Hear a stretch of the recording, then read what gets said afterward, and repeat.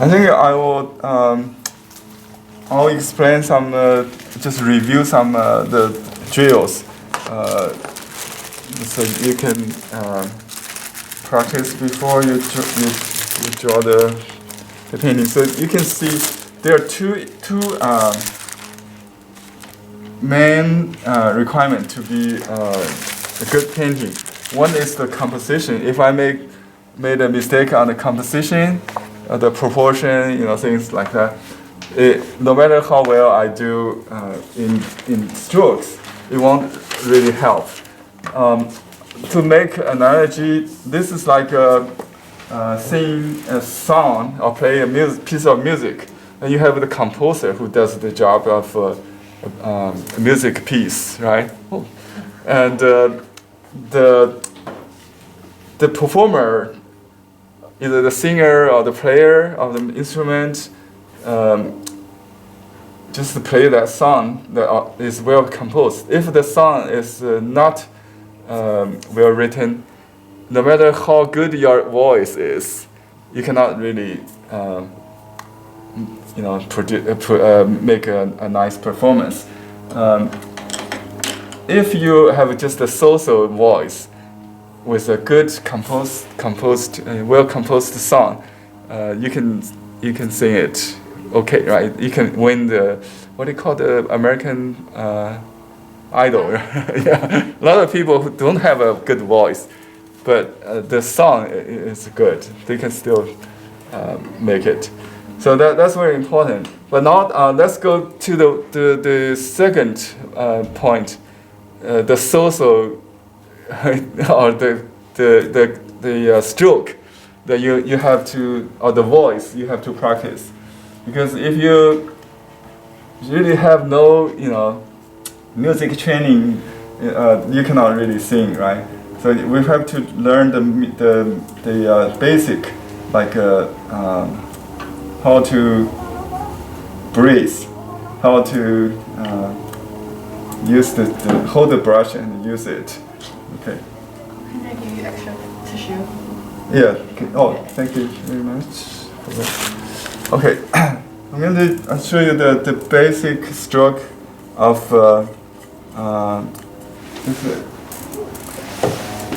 there's another student, I suppose, here today. So okay, let me just talk about that first, since we're recording. I think for Hope is in my online class, and recently she just started to learn Chinese calligraphy from Victoria's recorded lesson. The first character we start is this, the eternity.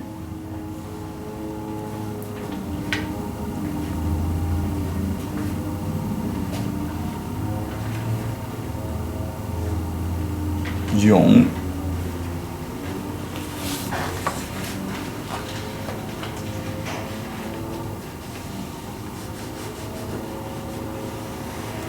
Okay, this is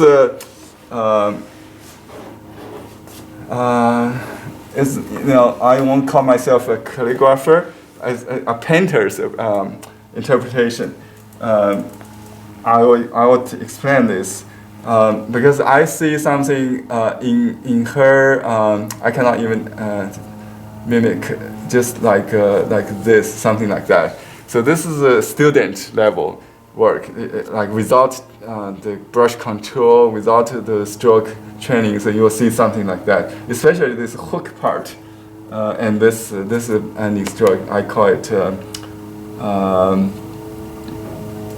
a wave or press. Yeah, press. Okay.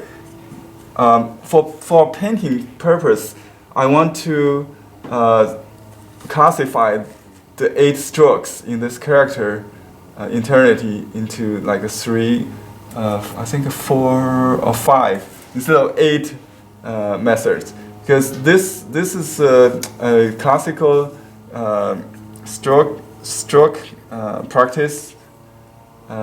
Also composition, but mostly the practice of gesture strokes. There are 10,000 Chinese characters, only 3,000 are commonly used to read a newspaper. How many characters you have learned? You have no idea. Okay, if you want to eligible to read a newspaper, you probably need 2,000 maybe. Yeah, you could.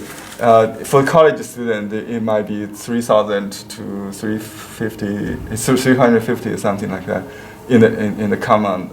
But this character is the only character you need to learn to study calligraphy, and because this is the beginning of a very famous calligraphy copybook written by Wang Xizhi. We have a General Wang's brush, I think. Do I have one here? Something like this. Yeah, I think that's it. General Wang's calligraphy. He has a famous piece called the Orchid Pavilion Preface, and the first character in that article is Yong, 永和9年, right? It's a year period. But this character, it's the first character in that copybook. So therefore, it's the first character for students to get a feel of the strokes. Let me just put it.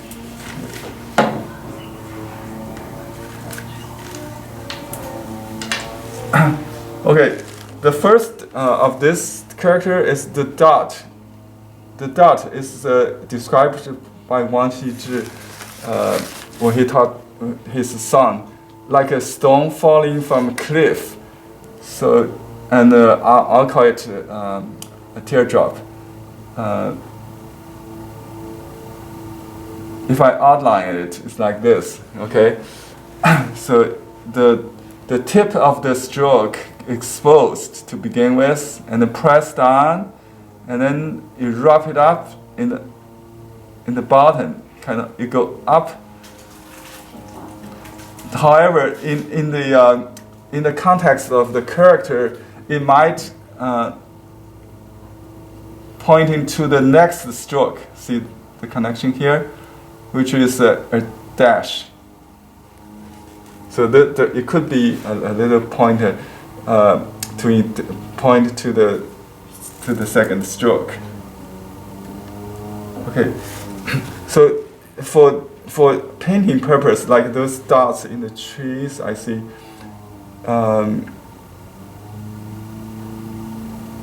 It could be in different direction, but usually tip is exposed.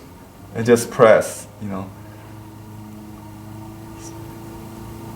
In calligraphy, it usually indicates the direction of the following stroke. So there's an exposed tip and end, but usually you just wrap it up. If no tip exposed, that's wrong. If like this, you're drawing it. You're not making a airplane landing. That's the point, I think. So if we make it a longer teardrop, it's like this. Sometimes you see this in the character. It's a short one. It's like this. Okay, so this is a very difficult one. And one day, the son of this Wang Xizhi said, "What's it?" And asked for his father critique, and his father simply turned the paper over, and compared it to the master and the student, and you can see the student work is not penetrate through. It's more like a gray, and the master have the perfect flipped image even on the back side. Okay, so that's the power difference between the student and the master. Legendary. Okay, for the other related to this, I think the hook is the challenge, right? And I call there are two hooks or maybe three. In Chinese calligraphy, they have different names for these three strokes, but I call it hook. The hook is like this. You you press. You usually have a flat start, okay. Kind of cut, and then press, and then lift gradually, like that. It's a hook. This is right hand. They call it 挑 in Chinese. 挑. 挑. Go. This ending stroke. We haven't talked about the verticals, but after you finish the vertical, you adjust to the kind of like that. Oops, I think I didn't make it too clear. So let me just do this one. This one downward. It's similar to this, but different direction. In calligraphy theory, it's called 啄, like a bird's picking, like a bird's beak. Yeah. Okay. So same thing. You kind of cut in, and then adjust the first stroke is always like down, or a little bit up and down, and then you adjust the tip to make squat. What I mean is, let me draw this. This is a paper, like paper surface. So before you pull the brush, you want the brush to bend like this, a little bit like that. Okay, here's the brush handle. This created the tension that helped the brush to spin. So if you draw like this, you can draw just without using the resiliency. The spring. If you want to have this, you have to kind of press the brush, not too hard but not too light, to bend it a little bit and use the spring to let it bounce. Okay, so you kind of.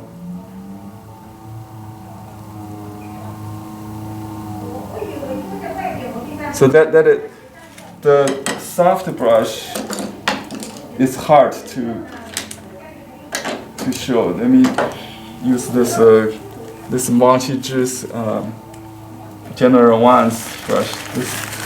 For calligraphy, you use a stiffer brush. Whoops.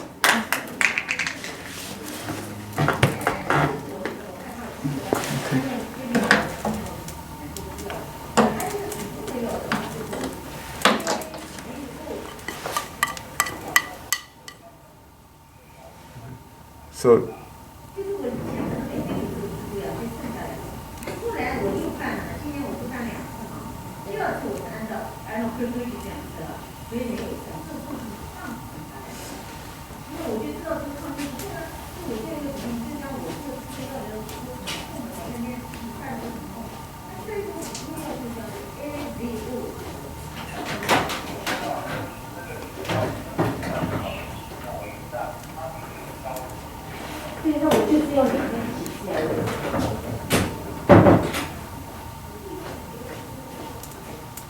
okay, so I'm talking about this squat.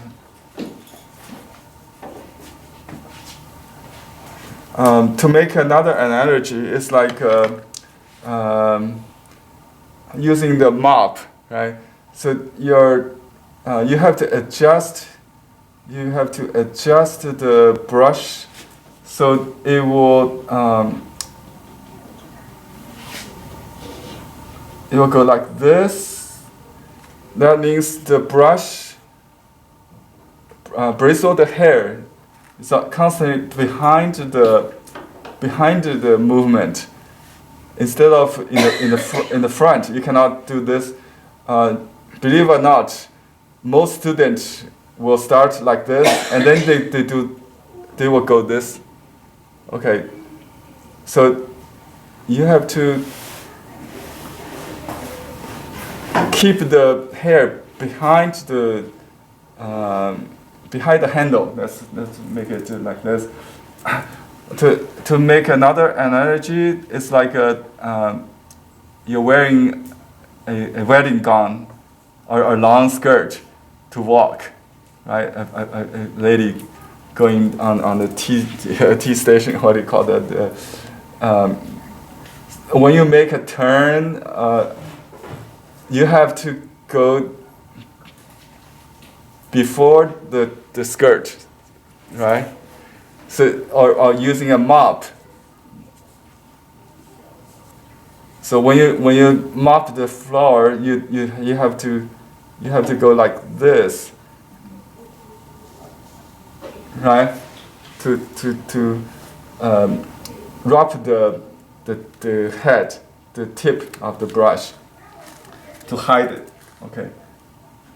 So if you cannot go like this, right?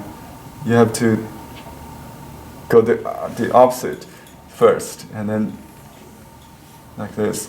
So we're talking about the horizontal or the vertical. It's the same. That you hide the tip by going the opposite direction. If you go from if you want to go right, you go left a little bit, and then you have to make a pause, adjust the brush tip, so the brush tip is behind you, and squat a little bit, and keep that pressure. It's bend it, so you can draw roughly about the same width of that bristle. With this, if you want to draw a thicker line, you have to use a bigger brush. So that's the key of this kind of tip concealed stroke. So the tip is in the middle constantly, and you can draw very, very long all the way. And when you stop, you just pause a little bit, lift. You don't have to go back. If you pause too long, you might see like a drop, like a drop of water kind of hanging there. So that's the key. So on this character, you can see in some books, in painting books, they call it nail head, or bonehead, same thing. And the teardrop means you start with no press, so you press down to get that teardrop. It starts light but heavier and end. That's teardrop. Nail head is the opposite. You start heavy and then lift. Try to use the bounce. That's I demoed. I try to show this, but it's kind of hard to see the difference. But you have to practice to get the feel of that. So you're not just using the drawing.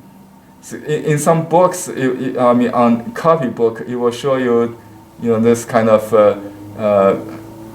line with arrow.